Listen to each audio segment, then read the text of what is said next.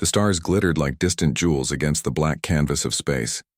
For most species across the galaxy, these stars represented wonder and beauty. For the Vorax, they were merely signposts marking their next hunting grounds. A massive Vorax warship moved silently through the void, its jagged edges and bone-like protrusions making it look more like a living creature than a vessel. Inside, Supreme Hunter Karak stood before the viewing window, his scaled skin reflecting the dim red light of the command center. His four eyes narrowed as he studied the small blue planet that appeared on the long-range scanners. Another world, ripe for the hunt, he growled, his multiple rows of teeth glistening. What species inhabits this system? The intelligence officer approached, keeping his head lowered in respect. They call themselves humans, Supreme Hunter. Relatively new to space travel. Only 7 major colonies beyond their homeworld. Karax made a sound between a hiss and a laugh. New prey is always the sweetest. Prepare the vanguard. We will follow the sacred pattern. The sacred pattern had served the Vorax for thousands of years. Isolate, terrify, devour. No species had ever disrupted this ritual of conquest. On the edge of human space, the colony of New Eden shimmered under its protective dome. The agricultural world was home to 50,000 settlers who had transformed what was once barren rock into productive farmland that helped feed Earth's growing population. Elaine Ward stood at the observation deck, watching farmers tend to their crops in the massive greenhouses. As military commander of the colony's small defense force, she had grown to love this peaceful outpost. A career soldier with 20 years of service, New Eden had been her first command, and she took pride in how it had flourished over the past 3 years. Her comm unit beeped, interrupting her thoughts. "Commander, we're picking up something strange." "On the long-range sensors," said the voice of her second-in-command, Lieutenant John Franklin. "I'll be right there," she replied, taking one last look at the peaceful scene below before heading to the command center. The command center was a flurry of activity when she arrived. Franklin, a tall man with keen eyes and steady hands, stood by the main console. His usual calm demeanor seemed shaken. "What have we got?" Elaine asked, moving to his side. "A ship, ma'am. Bigger than anything in our database. It's not responding to hails and it's heading straight for us." Franklin brought up the visual on the main screen. Elaine felt her blood run cold. The approaching vessel looked nothing like the sleek ships of Earth or the geometric designs of the peaceful Centauri Alliance. This ship resembled a massive predator, all sharp angles and threatening protrusions. "How long until it reaches us?" "Less than 3 hours at current speed," Franklin replied. Elaine made her decision quickly. "Send a distress call to Earth Fleet Command. Wake up the defense grid and begin evacuation protocols for non-essential personnel." "You think it's hostile?" Franklin asked, though his tone suggested he already knew the answer. "I hope I'm wrong," Elaine said, "but I'd rather be safe than sorry." 2 hours later, their questions were answered. 3 smaller ships detached from the massive vessel and accelerated toward the colony. When they were within range, they opened fire without warning or communication. The colony's shields held against the first volley, but the second tore through them like they were paper. "Evacuation status?" Elaine shouted over the blaring alarms. 30% of civilians loaded, Franklin reported, his fingers flying over the console. "The rest are being moved to shelters." A massive explosion rocked the command center as one of the defensive gun emplacements was hit. "We need more time," Elaine said, making another quick decision. "Lieutenant, I want you on the last transport. Take as many people as you can and the data from our sensors. Earth needs to know what we're facing." "What about you, Commander?" "I'll coordinate the ground defense and buy you time," she said, checking her sidearm. "That's an order, Lieutenant." Franklin hesitated, then nodded. "Yes, ma'am." The battle for New Eden was brief and brutal. The colony's defenses, designed to handle pirates or small raiding parties, were no match for the advanced weapons of the Vorax. Elaine led a group of soldiers in a desperate stand at the main shield generator, trying to keep it online long enough for the last transports to escape. From her position, she saw the aliens for the first time as they breached the outer perimeter. They moved with frightening speed, their armor-plated bodies absorbing weapons fire that would have killed a human instantly. They didn't use cover or employ tactics.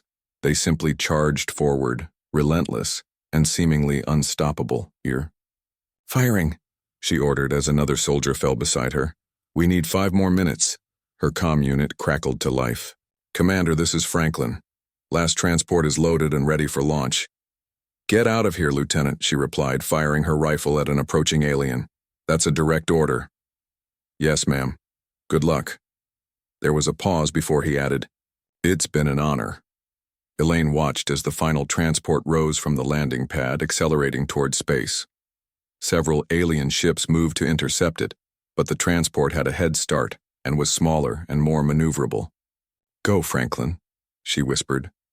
Tell them what happened here. The aliens breached the final defensive line. Elaine emptied her weapon at the closest one, watching in dismay as the bullets barely slowed it down. As it approached, she got a clear look at its face. 4 eyes, arranged in a predator's forward-facing pattern, all focused on her with terrible intelligence and hunger. She reached for her last grenade. Franklin's transport shuddered as it accelerated away from New Eden. The small view screen showed the colony burning, alien ships circling it like vultures. Of the 50,000 colonists, he had managed to save fewer than 300. Lieutenant, called the pilot. One of them is pursuing us. Franklin moved to the cockpit. Emergency jump as soon as we're clear of the gravity well. The drive isn't fully charged, the pilot warned. We might not make it all the way to Earth. We just need to get away from that thing, Franklin said. We have to warn Earth. The ship lurched as enemy fire grazed their engines. The pilot worked the controls frantically, pushing the transport beyond its intended capabilities. Jump in 5 seconds, the pilot announced. Franklin watched the scanner as the alien ship closed the distance. They're faster than us, we're not going to make it. Just as the alien vessel came within optimal firing range, the stars blurred around them as the jump drive activated. The damaged transport hurtled through folded space, leaving New Eden and its attackers behind. In the sudden quiet after the jump, Franklin looked around at the frightened faces of the survivors. Children clutched their parents. Medical staff tended to the wounded. Everyone wore the same expression of shock and disbelief. Where are we? He asked the pilot. She checked the navigation system. About halfway to Alpha Centauri. The drive is fried. We'll need to limp the rest of the way on conventional engines. Franklin nodded. Send a coded message to Earth Fleet Command, Priority Alpha. Tell them. He paused, the image of those 4 hungry eyes still vivid in his mind. Tell them the predators have come. The transport ship limped into Earth's orbital defense perimeter 3 weeks after escaping New Eden. Its hull was scorched, life support systems barely functioning. By the time Earth fleet vessels reached them, 27 survivors had died, from injuries or system failures. Lieutenant John Franklin stood on shaky legs as medical personnel helped the remaining survivors off the ship. His uniform hung loose on his frame after weeks of rationed supplies. Dark circles framed his eyes, but they remained alert and determined. Admiral Catherine Winters waited at the boarding ramp. A tall woman with silver-streaked hair pulled back in a tight bun. She commanded Earth's defense forces with cool efficiency and unwavering resolve. Lieutenant Franklin, she said, her voice calm, despite the gravity of the situation. Walk with me. Franklin followed her to a secure meeting room overlooking the blue curve of Earth. Several grim-faced military leaders and scientists sat around a large table. Tell them what you told me, Winters said. Franklin cleared his throat. The colony of New Eden was attacked without warning by an unknown species. They ignored all communication attempts. Their technology far exceeds ours. Commander Ward and most of the colony's 50,000 inhabitants were killed. He paused, steadying himself. I have sensor data and visual recordings. A technician inserted Franklin's data chip into the table's central terminal. The room darkened as images appeared in the air above them. The recordings showed the alien ships, the brutal efficiency of their attack, and finally, close-up images of the Vorax themselves. 8 feet tall, covered in natural armor plating, with 4 forward-facing eyes that glinted with cold intelligence. They moved like predators, Franklin continued. No fear, no caution. They seemed to enjoy the hunt. A man at the far end of the table leaned forward. His rumpled clothes and unkempt hair stood in stark contrast to the crisp uniforms around him. Fascinating, he said, studying the images with intense focus. Their eye placement, body structure, movement patterns, all classic apex predator traits. Admiral Winters nodded toward him. Lieutenant Franklin, meet Dr. Peter Lawson, xenobiologist specializing in predatory behavior. Lawson stood and walked around the table, examining the floating images from different angles. I've studied predators across 12 planets, but nothing like this.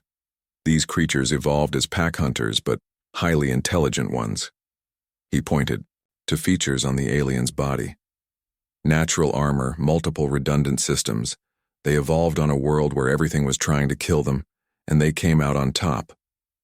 That's very interesting, Doctor, one of the military officers said impatiently.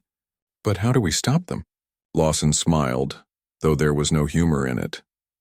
That's exactly what makes it relevant. If we understand how they hunt, we can predict their behavior. Franklin looked at the scientist with new interest. You're saying we should think of them as animals? Highly evolved, technologically advanced animals, Lawson corrected. But yes, all predators follow patterns. It's hardwired into their brains. Admiral Winters stepped forward. We've received reports of attacks on 2 more frontier colonies since New Eden fell. We're dealing with a systematic invasion. The room fell silent as the implications sank in. We need to assemble a team, Winters continued. The best minds we have. Dr. Lawson will lead the scientific analysis. Captain Susan Blake, I want you heading tactical. A woman with close-cropped blonde hair nodded sharply. Yes, Admiral. Major Alan Rodriguez will command our special response forces, Winters added, nodding to a broad-shouldered man with watchful eyes. And Lieutenant Franklin, she said, turning to him, you're the only person who's seen these creatures in action. And lived. We need you. Franklin straightened despite his exhaustion. I'm ready, Admiral. Over the next week, reports of attacks came in from across the outer colonies. Each followed the same pattern. Communications cut off, followed by total destruction. Earth's fleet scrambled to evacuate the most vulnerable outposts, but they were always one step behind the Vorax.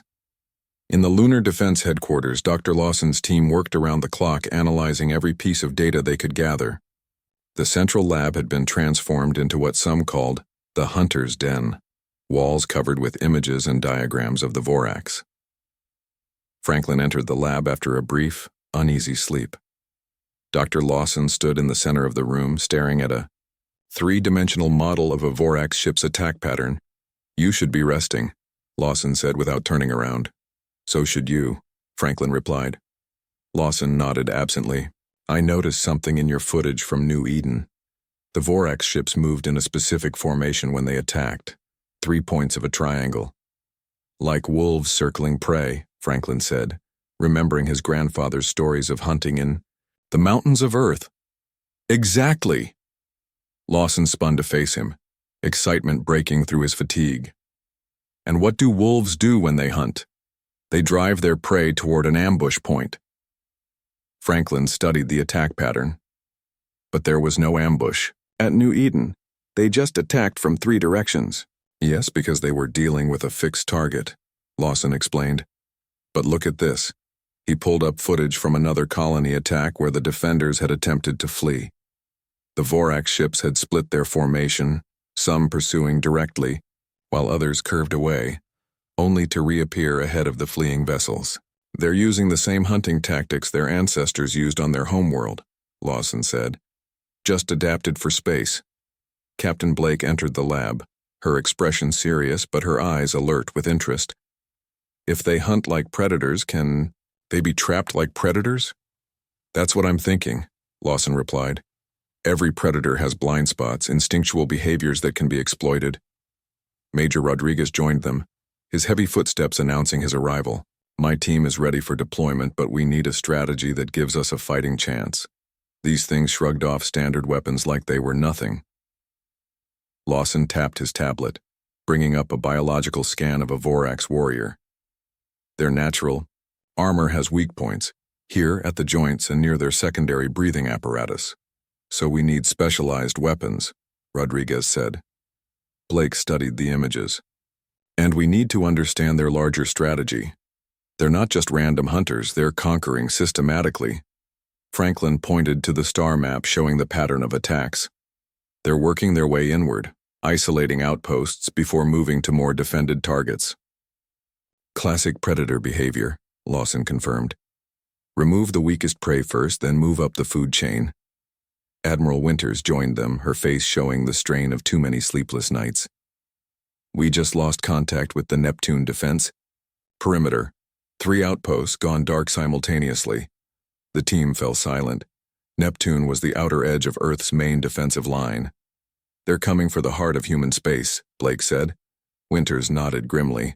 We have days, maybe a week before they reach Mars. Whatever plan you're developing, speed it up. As the Admiral left, Franklin turned to Lawson. You said every predator has weaknesses. What are theirs?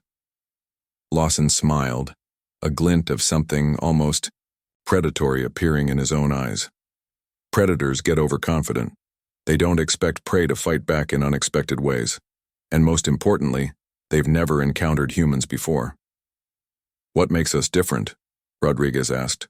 We evolved from prey species that became predators ourselves, Lawson explained. We understand both sides of the hunt. And if I'm right, these Vorax have never lost a hunt in their entire evolutionary history. He looked around at the team. They don't know how to handle failure, and that's exactly what we're going to give them. The war room inside Neptune's largest defensive station buzzed with urgent activity. Officers moved between stations, coordinating the last elements of the plan, while engineers made final adjustments to weapon systems. 3 days had passed since the meeting at lunar headquarters, and now humanity prepared to make its first real stand against the Vorax. Lieutenant Commander Olivia Grant studied the holographic display showing the deployment of Earth's forces around Neptune. At 32, she was younger than most officers of her rank, having risen quickly through the fleet due to her tactical brilliance and cool head under pressure. Now she commanded the stealth destroyer USS Defiance, a ship that would play a crucial role in the coming battle. All ships report ready, Commander, her communications officer said. Olivia nodded.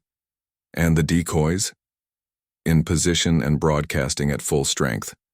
The plan they had developed was risky. Instead of concentrating their forces to defend the Neptune stations, they had evacuated all non-essential personnel and set up what appeared to be thriving, vulnerable colonies on 3 of Neptune's moons. Each colony was actually a collection of automated systems, heat generators, and communication broadcasters designed to mimic human settlements. The real trap lay in the spaces between. Dr. Lawson entered the war room and moved to stand beside her. Despite the gravity of the situation, excitement shone in his eyes. The latest sensor readings confirm it, he said. The Vorax fleet is approaching exactly as you predicted. 3 hunting groups, each targeting one of our decoy colonies. Olivia allowed herself a small smile. Let's hope the rest of your predictions are equally accurate, Doctor. On the main screen, red dots appeared at the edge of the sensor range. Vorax ships moving into the Neptune system. They moved with confidence, clearly expecting another easy victory. All ships, maintain communication silence, Olivia ordered. Execute Phase 1. The human fleet, hidden in the shadow of Neptune's rings and its larger moons, powered down to minimal systems. The USS Defiance, specially modified with experimental cloaking technology, disappeared completely from sensors. The Vorax ships split into 3 groups, just as Lawson had predicted. Each group moved toward one of the decoy colonies, following their instinctual hunting pattern. They're taking the bait, Lawson whispered. Olivia watched the enemy formation carefully. Notice how they're not bothering to scan for traps? They expect prey to flee, not fight.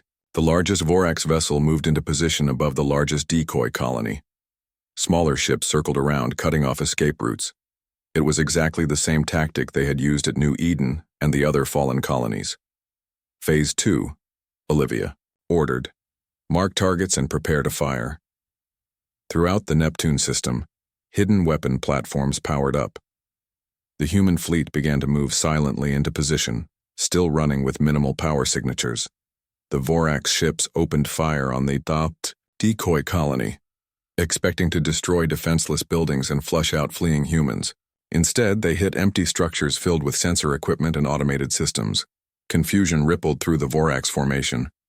For the first time, their prey wasn't behaving as expected. Now, Olivia commanded. All across the Neptune system, humanity's trap was sprung. Mines hidden in the rings detonated, sending clouds of superheated particles into the Vorax ship's sensor arrays. Weapon platforms opened fire from multiple directions. The human fleet powered up and attacked from behind. On the main screen, Olivia watched as the Vorax vessels attempted to regroup. They were powerful but suddenly disoriented, their careful hunting formation shattered. USS Defiance, moving into position, she said, strapping into her command chair as her own ship accelerated toward the largest enemy vessel. Execute attack pattern Delta. The Defiance moved through the chaos of battle, its experimental cloaking system making it nearly invisible. Dr. Lawson had identified a blind spot in the Vorax sensor systems. They relied heavily on heat detection, a holdover from their evolution as hunters. The Defiance's hull had been coated with a material that absorbed heat, making it as cold as the space around it. "We're in position," the tactical officer reported. "They don't see us." "Target their propulsion systems and fire," Olivia ordered. The Defiance unleashed its full weapons array at point-blank range. The Vorax flagship shuddered as the carefully aimed shots hit vulnerable spots that Dr. Lawson had identified from the biological scans. Across the system, the human fleet pressed their advantage. For the first time, the Vorax were experiencing what it felt like to be hunted. 3 Vorax ships exploded as concentrated fire overwhelmed their defenses. 2 more broke formation attempting to retreat. The largest vessel, heavily damaged by the Defiance's surprise attack, turned laboriously to face this new threat. "They've spotted us," the tactical officer warned. "Incoming fire." The Defiance rocked as enemy weapons found their mark. Warning lights flashed across the bridge. "Evasive maneuvers," Olivia commanded. "All power to forward shields. Continue targeting their propulsion." The battle raged for another hour. Human ships took heavy damage, but the Vorax had lost their greatest advantage, surprise. The carefully laid trap had worked exactly as planned. Finally, the remaining Vorax vessels pulled back and jumped out of the system. A cheer went up around the war room as the enemy signatures disappeared from sensors. For the first time since they had appeared in human space, the Vorax had been defeated. Admiral Winter's face appeared on the main screen. Despite her usual composure, she couldn't hide her relief. "Well done, Commander Grant. It appears Dr. Lawson's theories were correct." "Yes, Admiral," Olivia replied. "But they'll be back, and they'll adapt." "Of course they will," Dr. Lawson said, studying the battle data with intense focus. "That's what predators do. But now we've proven they can be beaten." In the days that followed, analysis of the battle provided valuable insights. The Vorax ships were indeed powerful, but their tactics were predictable when understood through the lens of predatory behavior. More importantly, the aliens seemed to lack experience in adapting to unexpected resistance. They had never needed to develop complex battle strategies because their hunting patterns had always been sufficient. At Lunar Headquarters, Lieutenant Franklin stood with Major Rodriguez as they reviewed the battle footage. "We hurt them," Rodriguez said with grim satisfaction. "But Lawson says they'll come back angrier and more cautious. Next time they won't fall for the same trap." Franklin nodded. "Then we'll need new traps." Across the room, Captain Blake was coordinating defense strategies with colony leaders. "The Neptune victory bought us time, but not much. Intelligence suggests they're gathering a much larger force." Admiral Winters entered, her face grave. "We just received a transmission. It appears to be from the Vorax." The room fell silent as she played the message. The image showed a Vorax warrior, larger than those they had seen before. Its four eyes glowed with intelligence and rage as it spoke in a deep, guttural voice that had been run through a translation system. "Humans," it said, the translated word sounding like a growl. "You have earned the attention of the Supreme Hunter. No prey has ever wounded the pack before. This makes your meat worthy. We will come for you and we will feast on your worlds." The message ended. No demands, no negotiations, just a promise of continued hunting. Dr. Lawson smiled grimly. "They're intrigued by us now. We're no longer just prey. We're a challenge." "Is that supposed to be good news?" Rodriguez asked. "Actually, yes," Lawson replied. "They're acknowledging us as worthy opponents. For a predator species, that's almost respect." Admiral Winters looked around the room at her team. "The real war has only just begun. They'll return with greater numbers and new tactics. We need to be ready." Franklin stared at the frozen image of the Supreme Hunter. "At least now they know. Humans aren't just prey. We can hunt too." 2 weeks after the victory at Neptune, Mars became the new front line. The red planet, home to over 5 million colonists, buzzed with activity as civilian evacuations continued around the clock. Military transports landed constantly, bringing troops and equipment to strengthen the defenses. In an underground research facility near Olympus Mons, Dr. Peter Lawson worked with a team of scientists to develop new countermeasures against the Vorax. The laboratory walls were covered with diagrams of Vorax biology based on specimens recovered from the Neptune battle. Franklin, now promoted to full commander, entered the lab carrying a tablet with the latest intelligence reports. He looked different now, more confident with new scars on his face from a close call during a recon mission. "They're coming," he said without preamble. "Our deep space sensors detected a jump signature. The fleet is 3 times larger than what we faced at Neptune." Lawson barely looked up from his microscope. "How long?" "Less than 24 hours. Franklin moved closer, lowering his voice. "Is it ready?" Lawson stepped back from his work, rubbing his tired eyes. "Theoretically, yes. But we haven't had time to test it properly." On the table lay what looked like a simple canister with an injector attachment. Inside was a pale blue liquid that seemed to shift and move on its own. "Will it work?" Franklin pressed. "It should disrupt their sensory systems," Lawson explained. "The Vorax rely heavily on chemical receptors, similar to smell, to track prey and communicate in battle. This compound creates a kind of sensory overload, confusing those signals." "Like smoke in a predator's nose," Franklin said, nodding. "Exactly. But we only have enough for a few dozen canisters. Major Rodriguez's team will need to deploy them strategically." In the command center above them, Captain Susan Blake studied the defensive layout of Mars with Admiral Winters and the newly promoted Commodore Grant. The Neptune victory had earned Olivia Grant her new rank, but the USS Defiance had been too damaged to repair quickly. Now she commanded the planetary defense grid. "We can't use the same tricks again," Blake said, pointing to the holographic map. "Their Supreme Hunter will be watching for decoys and ambushes." "Agreed," Grant replied. "So instead of trying to lure them into a trap, we let them come to us. But on our terms." Admiral Winters nodded. "The Martian defense grid is much stronger than Neptune's was. We have more ships, better positions. But the Vorax still outnumber us." "Numbers aren't everything," Blake said. "Dr. Lawson's research suggests they've never faced a prolonged conflict. They're used to quick hunts, not wars of attrition." "So, we make this messy," Grant concluded. "No clean kills for them. We force them to fight building by building, crater by crater if necessary." Blake pulled up images from Earth's military history. Guerrilla warfare, small mobile teams striking and disappearing, hit-and-run tactics. "Not the usual way to defend a planet," Winters said with a frown.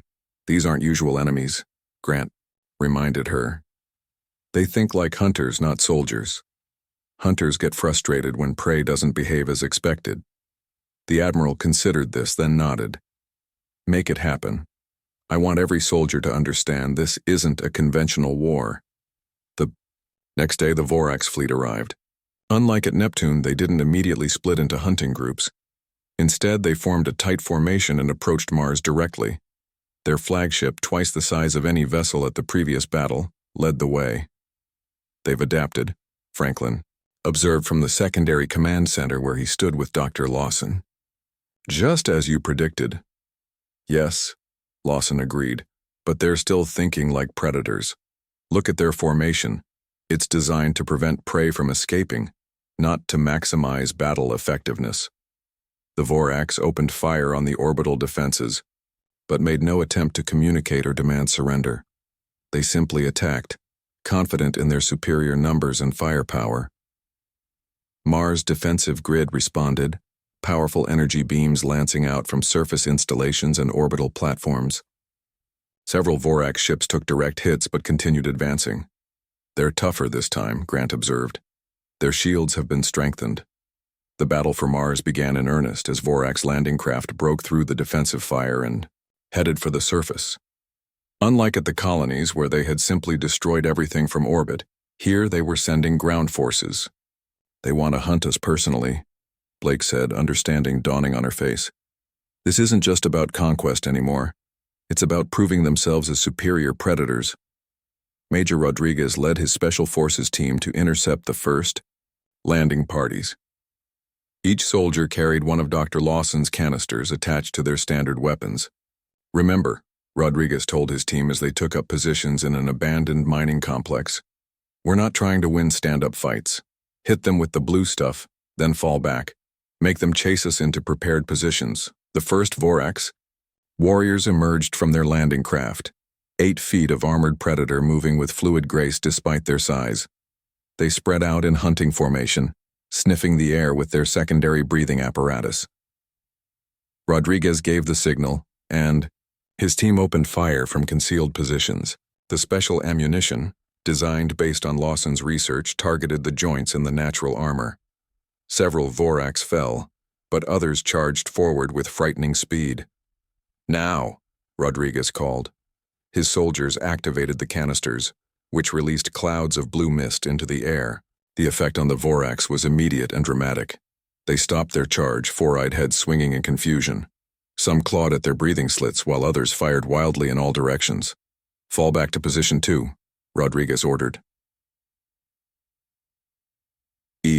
Human forces disappeared into pre-prepared tunnels and passages, leaving the disoriented aliens behind. By the time the Vorax recovered, their prey was gone, but had left obvious tracks to follow. The aliens, driven by instinct and pride, pursued. The same scene played out across the Martian surface as human forces engaged, then retreated, leading the Vorax into kill zones and ambush points. The aliens, unused to prey that fought back intelligently, frequently found themselves exposed to crossfire, or trapped in areas where their superior strength gave them no advantage. In orbit, the battle was more conventional but no less fierce. The Vorax flagship targeted Mars's main defensive platform, pounding it with continuous fire. Commodore Grant coordinated the defense from a bunker deep beneath the Martian surface. "Our orbital defenses are failing," she reported to Admiral Winters. "We can hold the ground for now, but without space superiority, we'll eventually be overwhelmed." On the surface, Franklin moved with a squad of Marines, heading toward a downed Vorax ship that had crashed relatively intact. "Dr. Lawson thinks their ships might contain valuable intelligence," he explained to the squad leader. "We need to get inside before they send recovery teams." The Marines approached the crashed vessel, cautiously. The hull had split open, revealing corridors that seemed designed for creatures larger than the Vorax they had encountered. "Stay alert," Franklin warned. "This is their territory now." Inside the ship they found strange technology and hieroglyphic markings that seemed to tell the story of past hunts. But most valuable was what they discovered in what appeared to be the command center, a star map showing the Vorax home system and the extent of their hunting grounds. "They've conquered dozens of worlds," Franklin said in awe. "Maybe hundreds." As they downloaded the data, a noise from deeper in the ship alerted them. A massive Vorax, larger than any they had seen before, emerged from a damaged doorway, 4 eyes fixed on Franklin with terrifying intelligence. The Supreme Hunter had arrived. On Mars. The Marines reacted instantly, opening fire on the massive Vorax. Their specialized ammunition pinged harmlessly off thicker armor than the regular warriors possessed. The Supreme Hunter moved with surprising speed for its size, closing the distance in seconds. "Fall back," Franklin ordered. He activated one of Lawson's canisters, filling the corridor with blue mist. Unlike the other Vorax they had encountered, the Supreme Hunter merely hesitated for a moment, then pushed through the chemical cloud. It wore some kind of breathing apparatus that protected it from the worst effects. "It's adapted," Franklin realized with a chill. He fired again, aiming for the eyes, but the creature moved its head with uncanny precision. 2 Marines fell as the Supreme Hunter tore through their ranks. The rest retreated with Franklin toward the exit, laying down covering fire. Outside the crashed ship, Franklin activated his comm unit. "This is Commander Franklin. We have direct contact with the Supreme Hunter, requesting immediate air support." The squad's dropship swooped in, firing missiles at the ship's hull.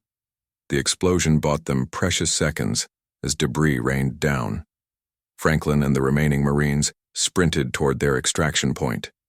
Behind them, the Supreme Hunter emerged from the smoke, unharmed and focused. "Sir," one of the Marines called out, "it's not pursuing." Franklin looked back in surprise. The Supreme Hunter stood watching them, its 4 eyes glinting with what seemed like amusement. It made a gesture that needed no translation. "This hunt is just beginning." Then it turned and disappeared back into the crashed ship. Franklin clutched the data drive they had obtained. "Get us back to command. Now." At Mars Command, Admiral Winters reviewed the situation with increasing concern. The ground battle had turned into a bloody stalemate. Humanity's guerrilla tactics were effective, but the Vorax kept landing more forces. In space, the situation was even worse. Half of Earth's fleet was destroyed or disabled, and the orbital defense platforms were failing one by one. "We need to consider evacuation," one of her staff officers suggested. "Not yet," Winters replied firmly. "We still have options."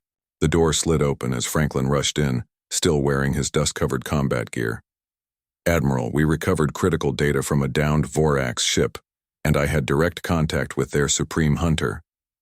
He quickly relayed what had happened, then handed the data drive to the technical team. "Their leader came personally," Blake said, her tactical mind working. "That means this isn't just another hunt to them anymore." Dr. Lawson entered the command center, looking exhausted but excited. "The chemical deterrent is working better than expected on their regular forces. But we don't have enough to cover the whole battlefield." As they spoke, the technical team finished analyzing the stolen data. A junior officer approached the admiral. "Ma'am, we've located what appears to be their breeding world," she reported. "It's surprisingly close, just 30 light years from here." A stunned silence fell over the command center. Captain Blake was the first to understand the implications. "They've been hunting in our direction for centuries, clearing out all other spacefaring species. And the breeding world would be lightly defended," Franklin added. "No prey species has ever fought back enough to threaten it." Admiral Winters studied the star map carefully. "Their fleet is committed here. If we could strike at their homeworld, it would be like threatening a predator's den," Lawson said. "Even apex hunters will abandon a hunt to protect their young." The plan came together quickly. While the battle for Mars continued, a small strike force would slip past the Vorax fleet and jump directly to their breeding world. Not to destroy it, humanity wasn't prepared to commit genocide, but to demonstrate that humans could threaten what the Vorax valued most. "It's a dangerous gamble," Winters acknowledged. "Who will lead this mission?" "I will," Commodore Grant volunteered. "The USS Defiance has been repaired enough for one more fight." Admiral Winters nodded. "Take whatever crews and ships you need." "I'm going too," Franklin said. "I've seen the Supreme Hunter up close. I understand how it thinks." Within hours, a small strike force was assembled. The USS Defiance, along with 5 smaller, faster ships, prepared to depart from the far side of Phobos, one of Mars's moons. Dr. Lawson provided them with the last of his chemical weapons and a new device he had developed, a beacon that broadcast signals mimicking wounded Vorax young. Use this only as a last resort, he warned. It will enrage them but also draw them away from other targets. As the strike force prepared to depart, the battle for Mars reached a critical point. The Vorax had finally breached the main defensive line and were pushing toward the central habitat domes. Major Rodriguez led a desperate counterattack, using the underground tunnel network to appear behind enemy lines. The fighting was brutal, but it served its purpose, keeping the Vorax focused on Mars while the strike force slipped away. The journey to the Vorax breeding world took 3 days at maximum speed. When they arrived, Commodore Grant ordered the fleet to remain at the edge of the system while the Defiance moved in alone. "We're not here to start a genocide," she reminded her crew, "just to show them we can reach their heart." The breeding world was beautiful in a stark way, a reddish desert planet orbiting a yellow sun. Unlike the heavily armored warships, the defense platforms here were minimal. The Defiance easily slipped past them and entered orbit. Scans showed massive nursery complexes across the northern continent.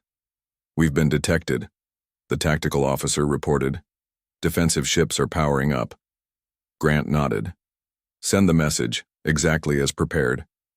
A simple communication was broadcast, planet-wide in the Vorax language translated by Dr. Lawson based on the recordings they had gathered.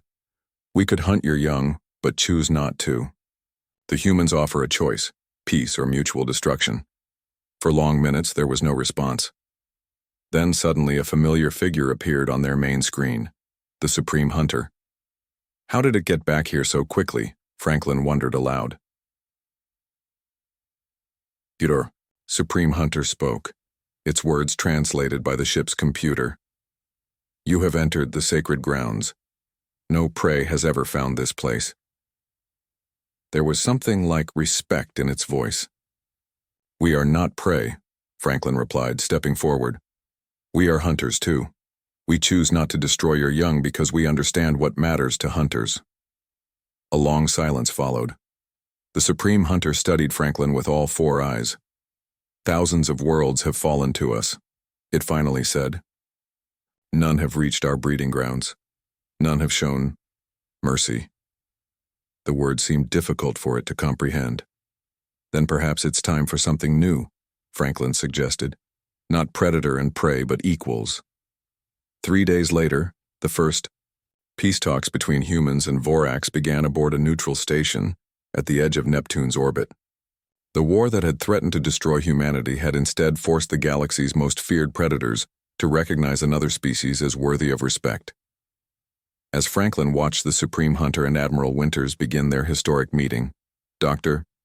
Lawson stood beside him. "You know," Lawson said quietly, "in Earth's history, the most successful predators weren't always the strongest or fastest." "What were they?" Franklin asked. "The ones who learned to cooperate. The ones who understood that sometimes not hunting is the smarter strategy." Lawson smiled.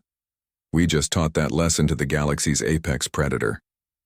Franklin watched as human and Vorax representatives cautiously began to build understanding. "I think both sides had something to learn."